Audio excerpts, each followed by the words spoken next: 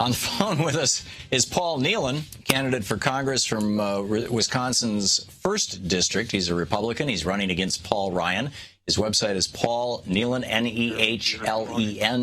NEHLEN.com. You can tweet him at PNEHLEN. And Paul, welcome to the program. Hey, thanks for having me. Great to be on. Thanks for joining us. We had a long conversation on the air yesterday. I'd say probably the majority of the people who listen to this program or watch this program are probably Democrats. And it was a discussion about whether Democrats in Wisconsin's 1st District, who are so horrified by the way that Paul Ryan has been messing with this president, should cross over and vote in the Republican primary for you, as opposed to Paul Ryan. My concern was, what about Russ Feingold? Russ Feingold has a primary challenger, but the odds, I think, even if if every Democrat in the 1st District didn't vote for Russ Feingold, because you can only vote on the Republican side or the Democratic side, you have to pick one, or Green or Libertarian. That if Democrats actually voted for you instead of Paul Ryan, that it probably wouldn't hurt Russ Feingold. In fact, I've gotten several emails from people in Wisconsin's 1st District to that effect. So that's kind of the conversation we had on the air yesterday. With regard to your candidacy, first of all, I'm curious, why are you challenging Paul Ryan?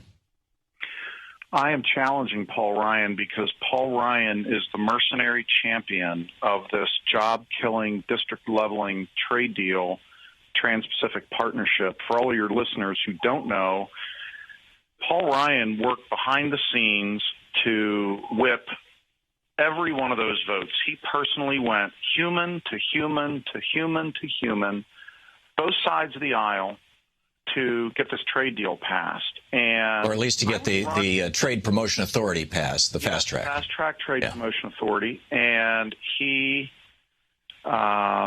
when they reported on what was in this trade deal, I literally had to go to the New Zealand website. I had to go to another country's website to validate what was in this trade deal. Yeah, me too. It is absolutely a nightmare for America. I agree. I absolutely agree. So here's an area, and this is a big one. I think, frankly, probably 70% of all the support for Donald Trump is simply based on his opposition to these trade deals. You're opposed to the trade deal. On the other hand, there are a lot of people who are pretty grossed out by Donald Trump's argument that we should deport all the Muslims in the United States. And if the reporting is correct, I'm looking at a piece over at Raw Story, that you suggested that every Muslim in the United States, including citizens, should be deported? Seriously? Oh, no. That was what I said was, if somebody believes in Sharia law, if they're suggesting that they believe in Sharia, that's antithetical to the U.S. Constitution. That if they want to go by those laws, you can't do that. You can't do that. the way I mean, maybe you're not aware of this, but if you're Catholic and you want to have your marriage adjudicated, you've got to go before basically a Catholic court. There's Catholic law on this, and it's different from American law. Catholics can choose to or not choose to recognize a divorce. That's religious law. And Sharia law, as practiced in Sharia courts in Europe and in mosques in the United States, is like that. It has to do with family relationships. It has to do with, recognizing marriages and things like this. There might be some wackadoodle fringe in the Middle East that wants the United States to replace our Constitution with Sharia law. But it's not anywhere near that inclusive. It doesn't have to do with most of these dimensions of law. Most of what is called Sharia law by people like ISIL has nothing to do with what's in the Quran. So, and Jews similarly have, their own, particularly in the Hasidic community. I've got good friends who are Hasids, and they've got their own kind of within the community courts, if you will, their own Jewish law. This is just the Muslim variety of that. Sharia law is a term that means dozens of different things. But in the United States, it principally means that. And so, if a Catholic, are you asking Catholics to renounce Catholic law with regard to things like, family courts? No. In the context of the discussion that I was having, it was it was about national security, and it was about vetting, and it was about the context of national security. But what does that have to do with whether a Muslim family's marriage to somebody who's not Muslim should be recognized by the local mosque? Yeah, we're not talking about That's marriage Sharia law here. I understand. I understand your point. There's different parts of the tenets of Sharia law that I absolutely would grant you, and with Catholic law and with Orthodox Judaism. Yeah. I completely grant you that.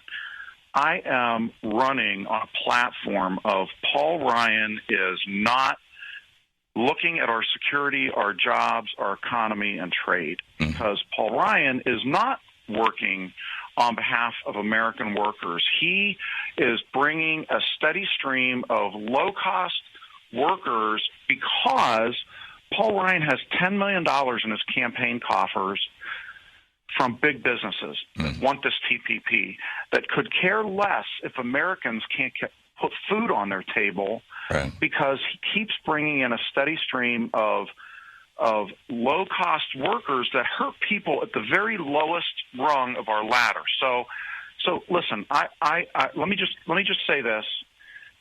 I started out in a factory at 18 years old. It took me 12. I was on the 12-year engineering plan at night. Okay. I eventually ran that factory. I've run factories all over the United States. I've run factories in Mexico, in Canada, in China. I was a VP of a Fortune 500 in charge of Europe, the Middle East, and Africa. So I've had well over 10,000 employees in my lifetime. This trade deal that Paul Ryan's bringing, I will be damned if he could burn it all down. That's what he is trying to do. He is working on behalf of the Paul Singers of the world. He is working on behalf of anybody who wants to have a job and be able to put food on their table, and anybody wants to bring up their family with some security. And he's working in opposition to, you would say. And Paul Singer, for people who don't know, is one of the Wall Street billionaires. Not just in opposition to me. This campaign is not about me. That's the point. This campaign is not about Donald Trump. This campaign is about Paul Ryan and Paul Ryan's policies, because Paul Ryan is the party of Paul Ryan. And in Wisconsin, we have an open primary law tradition for a reason here. If Democrats who oppose these job-killing trade deals want to vote against this congressional backer of these deals, the mercenary champion of these deals, they have a chance to end the threat of TPP. Yeah. Because you and I know, and your listeners know, Paul Ryan has pivoted to my campaign platform right now because he is scared to death he's going to lose his job. Yeah. He is. And I don't care what polls they put out there. They didn't put crosstabs out in any of these polls. They didn't put the mathematics and the truth behind these polls. That campaign logo that I have, that lighthouse, I'm shining the truth on Paul Ryan all day long. Okay, for a reason. Paul, we're out of time here, but if I may offer a small piece of advice. Yes, sir. Instead of saying we're against people who practice Sharia law, let's say we're against people who are swearing loyalty to ISIS. There you go. You know, if you want to talk about Muslims, or for that matter, we're against you saying that. Anybody who's swearing loyalty to any other country or any other radical group. But anyway, Paul Nehlen, candidate for Congress against Paul Ryan in Wisconsin's 1st District. His website, paulnehlen.com, and you can tweet him at pnehlen, Nehlen. Thanks, Paul. Thank you very much. Have a great day. This is the Thom Hartmann Program. To watch more clips from our programs, hit the Watch More Videos button over here. And please be sure to hit the handy-dandy subscribe button so you'll always be up to date. Tag, you're it.